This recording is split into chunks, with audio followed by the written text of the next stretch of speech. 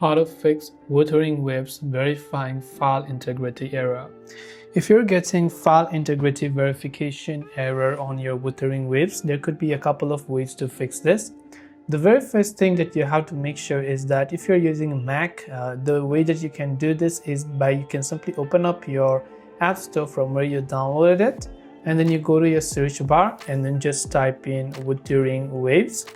Then check if this game has any update available. Now, whereas for the Windows users, what happens is that you might have installed it from your Epic Games store. So you can just try to open up your Epic Games launcher or the app, and there you can click the verify button next to the Wuthering Waves game, and that should most likely help you solve the problem.